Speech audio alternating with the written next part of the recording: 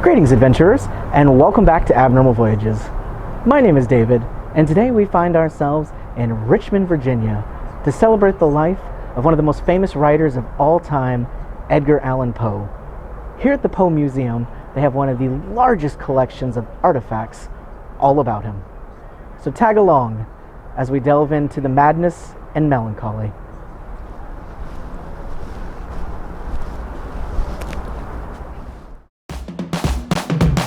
We're going to a place that you've never heard of before. It's Abnormal Voyages. You're gonna learn something new. We're gonna open new doors. It's Abnormal Voyages.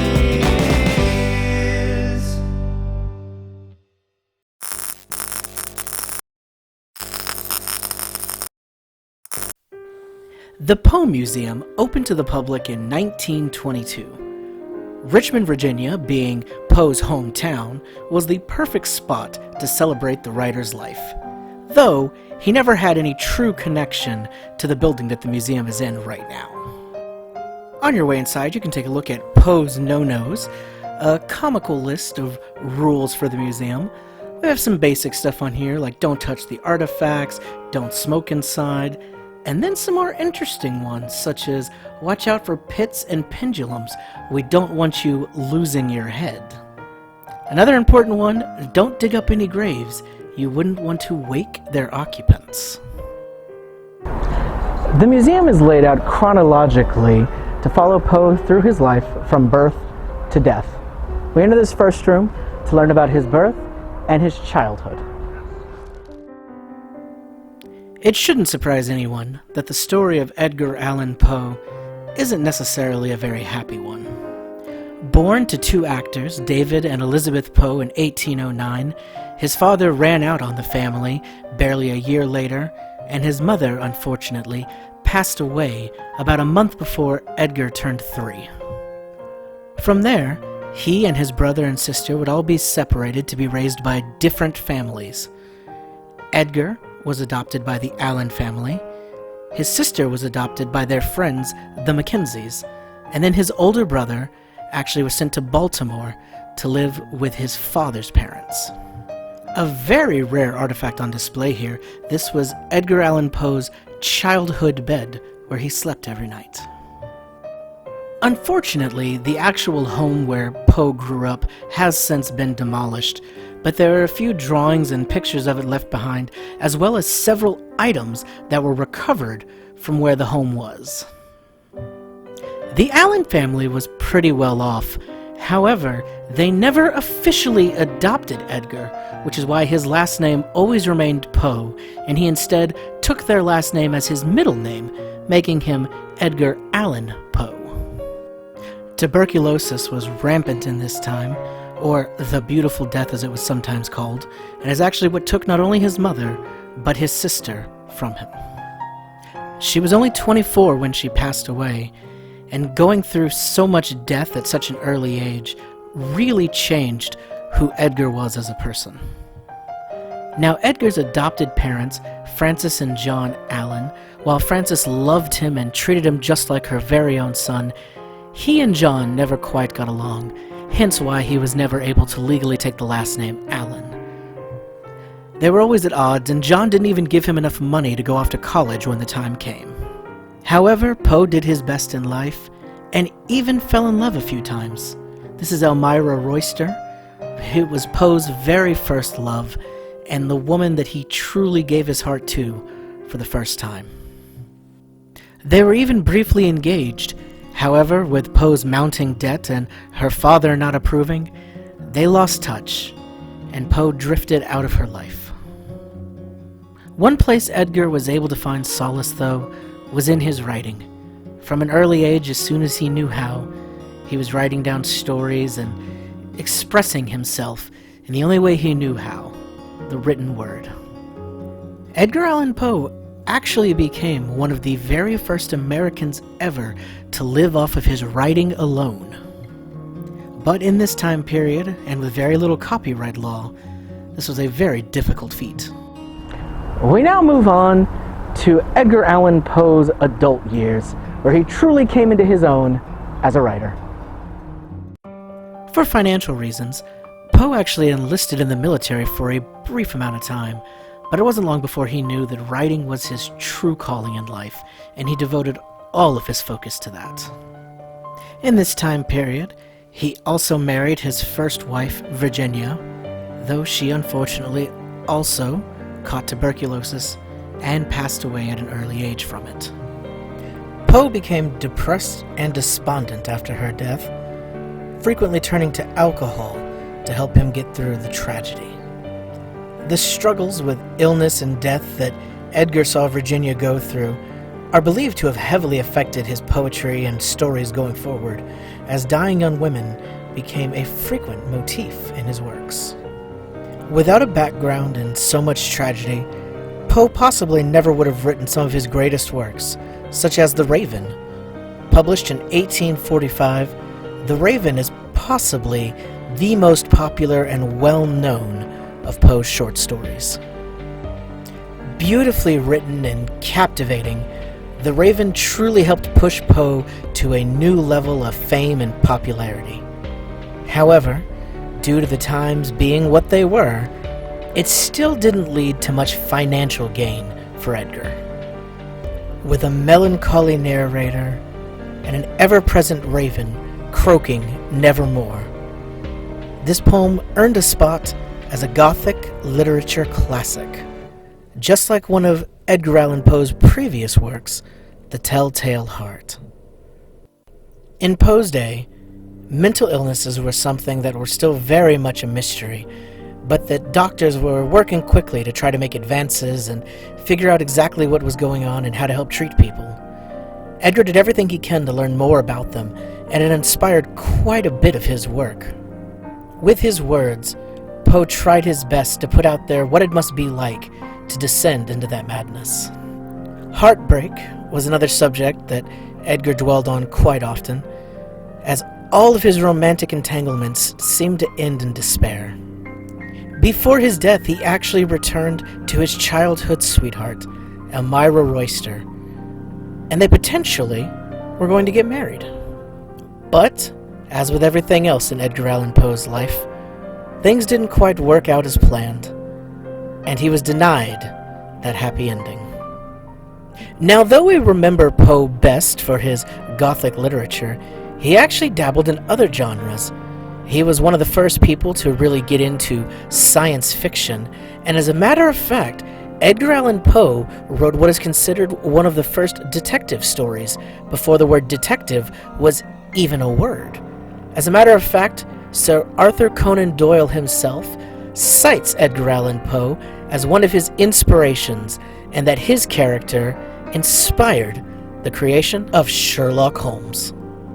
Doyle was even quoted as saying, "Where was the detective story until Poe breathed the breath of life into it?" And he wasn't the only one who admired Poe's writings.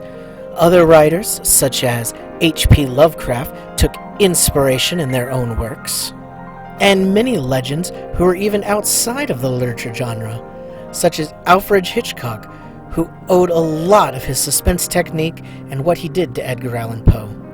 He's even quoted as saying, "I happened to read first his biography, and the sadness of his life made a great impression on me. I felt an enormous pity for him, because in spite of his talent, he had never been happy."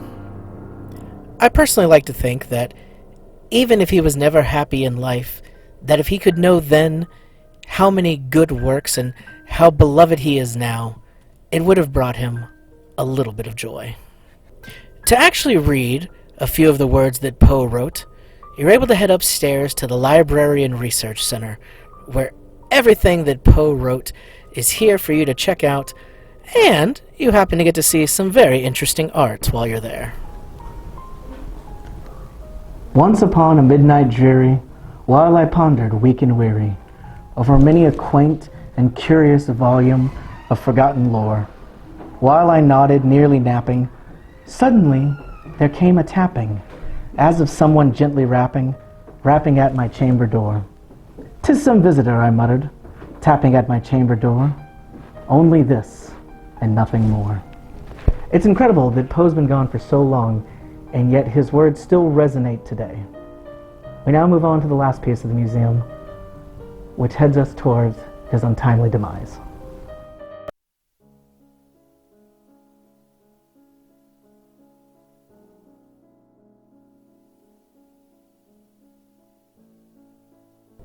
On September 27th of 1849, newly engaged to his childhood sweetheart, Edgar Allan Poe left for a business trip.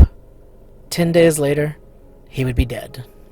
Though he was meant to be in Philadelphia, Edgar Allan Poe was actually found near a tavern in Baltimore instead. He was very disheveled, barely awake, and for some reason dressed in somebody else's clothes, looking very frumpled. When he was found, they tried speaking to him, but he was too delirious to say what had happened or how he had gotten there.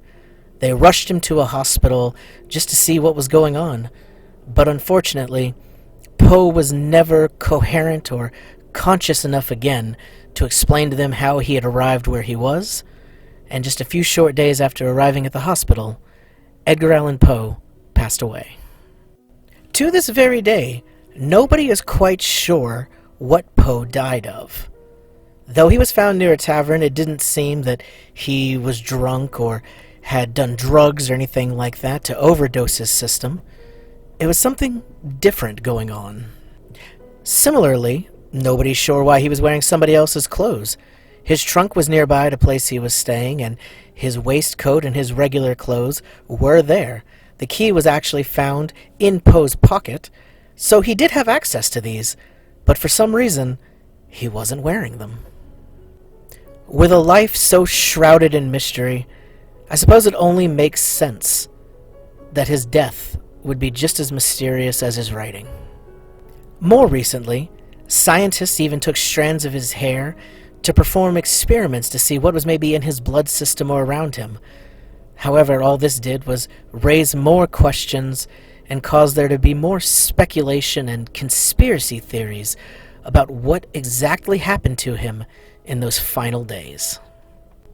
Though we may never truly know what caused Edgar Allan Poe's death, what we do know is that he left behind a massive legacy and still has fans to this very day.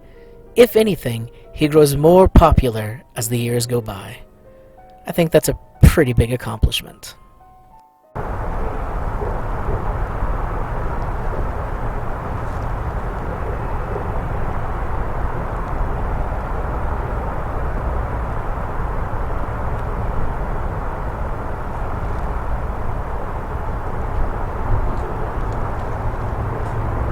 Edgar Allan Poe was a brilliant, if troubled man. There's actually a lot of pieces of his life around this area. As we've seen, there were several women that were very important to him. Luckily, two of them actually happened to be buried nearby. Let's go see if we can find them. Of all the women in Edgar Allan Poe's life, here lies who may have been the most important. Frances Keeling Valentine Allen was his adoptive mother and was a massive influence on him, including being the one who taught him how to read and write. As I mentioned before, Frances loved Edgar. It was her son. However, due to the strained relationship between he and her husband, he was never quite 100% accepted into their family, and as Edgar grew older, that rift between them grew, and Frances wasn't able to be as close to Edgar as she wanted to be.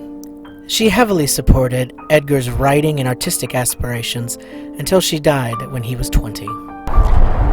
As we've seen, The Raven was probably Poe's most popular and well-known work, though people have spent a lot of time arguing over who Poe was inspired by to write this work. In the poem, as you know, the subject is lamenting over his lost Lenore, an angel of beauty, someone that he truly loved and had lost. Well, most people agree that what inspired him was this woman who happens to be laying right here. This is the final resting place of Sarah Elmira Royster Shelton. She was Edgar Allan Poe's first and last love. It's a little difficult to see anything. It is very weathered. All the rocks on here, you can tell it's been visited by a lot of people. But this is where Edgar Allan Poe's heart truly lay. Though their early engagement hadn't worked out, 23 years later, these two found each other and decided that they were still madly in love. They were soon engaged, and it seemed like Poe was finally going to get his happily ever after. But as we know, that is not what fate had in store for Edgar. Though he lived a shorter life than some famous authors out there, the mystery that is Poe continues to have far-reaching effects. And it's amazing how many places he's actually touched. Even here behind me, Fort Monroe in Hampton, Virginia, was a place that he was enlisted for a short amount of time. And even today, they speak of the time that Poe spent living within its walls. Well, that's all the time we have for today, adventurers. My name is David, and this has been Abnormal Voyages. Thanks for tagging along. We'll see you next time.